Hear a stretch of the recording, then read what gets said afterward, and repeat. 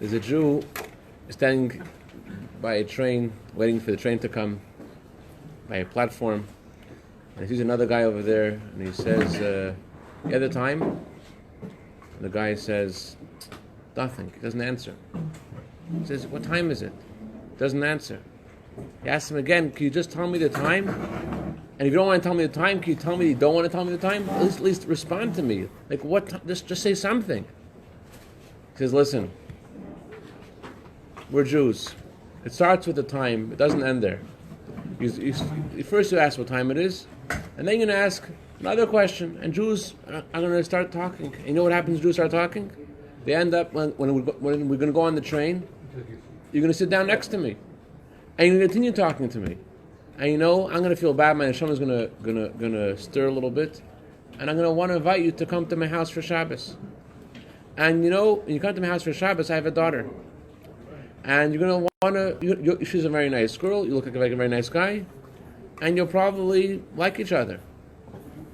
And let me ask you something. Do you think I want a son-in-law who can't even afford a watch? The month of Av, the Torah tells us, when the month of Av comes in, you have to decrease in joy, decrease in simcha. But that's not the way we understand this statement, even though that's the simple language of the Gemara, but we know there's a deeper meaning of the same Gemara. When Av comes in, you have to decrease in all matters of Av, all the calamities, all the negative things that happen in Av. And how do you decrease in all the negative things that happen in the month of Av? It's by adding in simcha, adding in joy. And that's why Rebbe Boaz did the same tonight, because the Rebbe said you have to find ways to bring the inner simcha that exists in the month of Av, and that's how you get rid of all the negative things in the month of Av.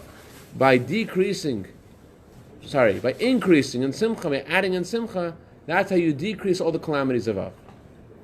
You can't increase in simcha through steak in the month of Av, but you could increase in simcha through finishing a book of Talmud, and that's the kosher, that's what you're supposed to.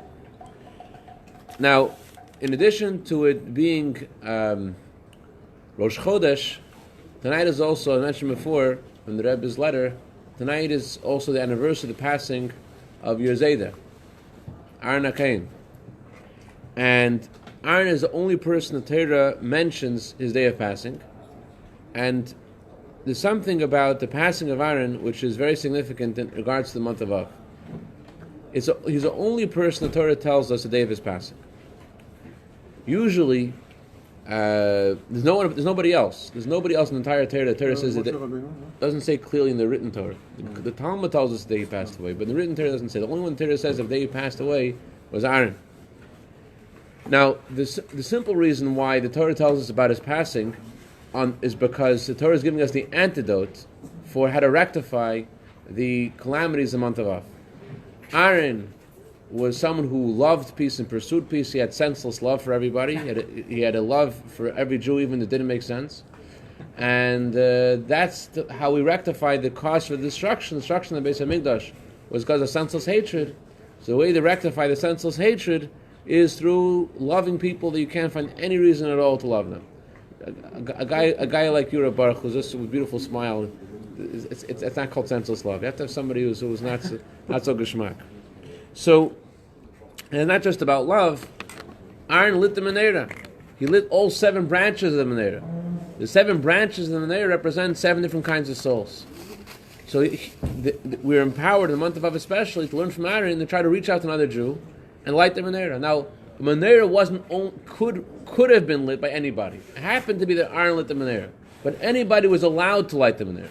And that teaches us that although we learn from Aaron that you have to light up another Jew's neshama, at the same time, don't think it's only Aaron who could do it. The menorahs could be lit by any Jew. Now, on the day of, the Gemara says that there's a relationship between the passing of a tzaddik and the destruction of the Beis HaMikdash. The Gemara says it's difficult for God, difficult for the Jewish people, the passing of a tzaddik, like the burning the Beis HaMikdash. So this would, the simple relationship between the two is as follows. Just like by the Beis HaMikdash, just like the temple, only the physical building was destroyed. but the spiritual part remained. And so too by a tzaddik, the Alter Rebbe writes, what is a tzaddik? The life of a tzaddik is not a physical thing. The life of a tzaddik is ruchnis, is spirituality. The Alter Rebbe writes, life of a tzaddik is ava, yira, emunah. Even while a tzaddik is alive, what's his life? His life is love of Hashem, his life is faith in Hashem, his life is reverence for Hashem. And that's why the Gemara says about Yaakov Avinu, that even though he died, the Gemara says, no, just like his children are alive, he is alive. Doesn't say it's as if he's alive. He's actually alive. Why is he alive? Because what is Yaakov? Yaakov Avinu is love and fear and reverence for Hashem.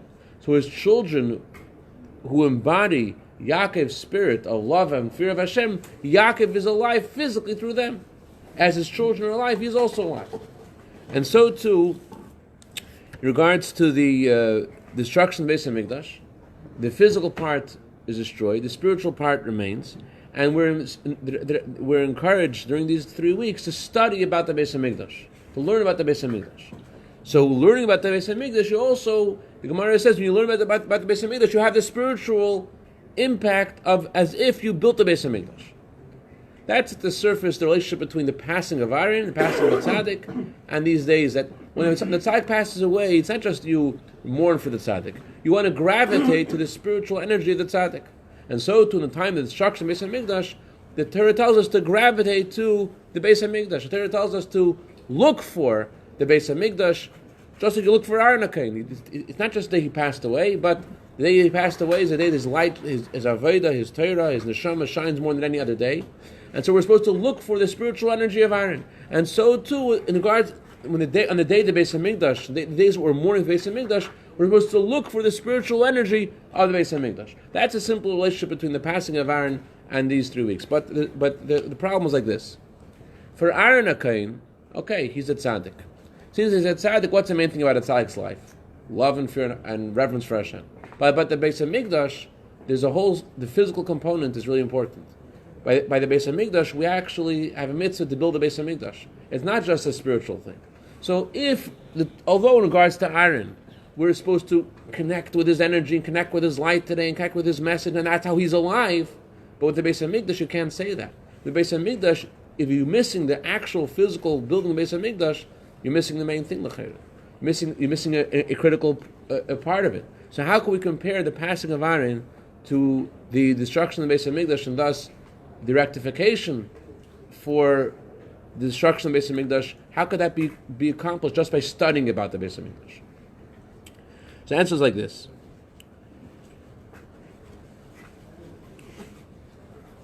There's a lot of halachas about studying the laws of the sacrifices. The Gemara says that studying the laws of the sacrifices, it's as if you brought the sacrifice.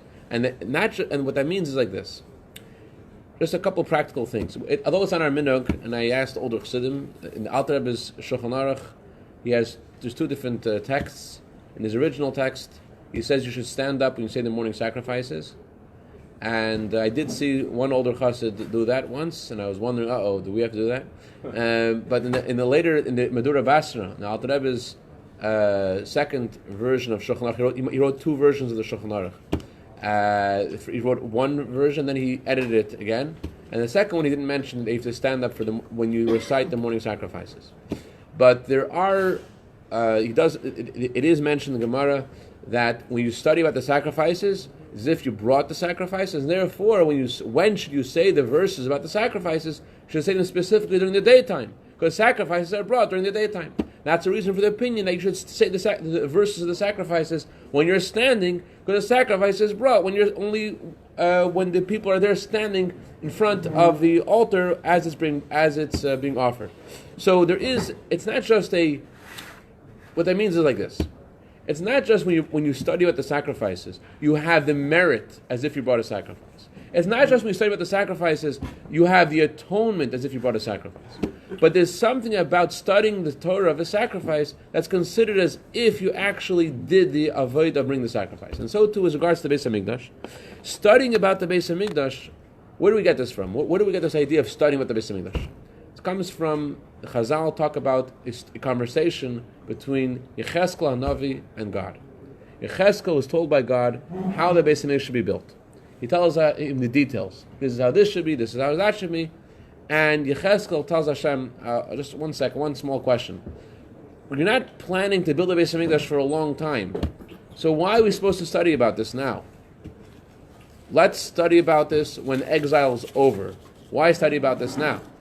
So God responds, because the Jewish people are going into exile, should the building of my home stop? No. And therefore they should study about the Beis Hamikdash.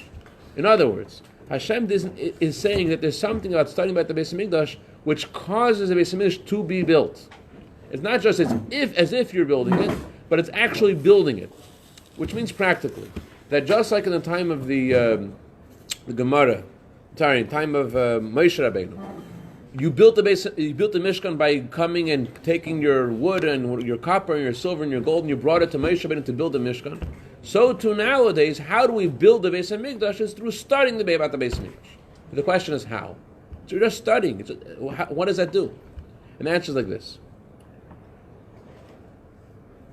Some commentaries say like this: just like when you build a home, you have to first make a blueprint, and all you have to, after you have the blueprint, can you build a home. So too, the first step of building Beis Hamikdash is you got to know how to build it. You got to know the rules. So starting with the Beis Hamikdash is a first step of building Beis Hamikdash. That's what Hashem meant when He told Yecheskel, it's the building of my home shouldn't stop. It's not stopping because we're doing the first stage. But that's not enough of an answer, because according to that explanation, in halacha there's a term called gavra and chefza. Gavra means the person, chefza means the object. The Brisker Rav explains so many different Gemaras with this concept. Basically, it's true that we're preparing to build the Beis Hamikdash. Because I know where the Mizbeach is, so then I could now advise and give an instruction of where the Mizbeach should be. But the words of Hashem to Yecheskel indicate that it's not just about the person, it's about the Beis Hamikdash itself. Hashem told Yecheskel, by study, should my home stop to be built, it has to continue to be built. And the answer is, so how does it continue to be built? It's not just a person. It sounds like the words of Hashem, that Hashem wants the building to continue, and the answer is it is continuing. What's the most important part of the Beis Hamikdash? The most important part of the Beis Hamikdash is not the stones, not the wood. A woman once wrote to the Rebbe that she wants to live in New York. She's living in England. The Rebbe wrote to her, what you're interested in is the spirituality of you want to move to be in the Rebbe's neighborhood. You're certainly not interested in the Rebbe wrote the eitzim ba'avam shebashchina. You're interested in the wood and the stones of the neighborhood. You're interested in the spirituality, and that you'll find, the Rebbe said, in my institution in London, in the Beis Lubavitch in London. So similarly, what's the main thing about the Beis Hamikdash? The main thing about the Beis Hamikdash is v'shachanti b'seichem, the revelation of the Shechina, that Hashem's Shechina is revealed. And that's accomplished by studying about the Beis Hamikdash. It's not just that we're studying about it, it's as if we're involved in building the Beis Hamikdash. No, you're actually fulfilling the mitzvah of building the Beis Hamikdash. You can't do it physically, that's against the rules, until Mashiach comes. But until Mashiach comes, how do you actually build the Beis Hamikdash? By studying about the Beis Hamikdash. That's actually part of the mitzvah of building the Beis Hamikdash. So it comes out, it's exactly like the passing of Aaron. Just like in the passing of Aaron, what do we say before? You have to learn about this. You learn from the spirituality of Aaron, and that's how you make Aaron be alive. So too about the Beis Hamikdash, how do you cause the Beis Hamikdash to be built? Not just be built in the future, but now. By starting about the Beis Hamikdash, that already causes the Hamshacha, that downloads the energy of the Beis Hamikdash. So when Mashiach comes, that energy that we brought down now will just become manifest in the physical Beis Hamikdash. And that's what I wanted to share today. Any questions, comments? Yes, sir. How come, it sounded like in the Parsha a few weeks ago when Aaron died, that it was he was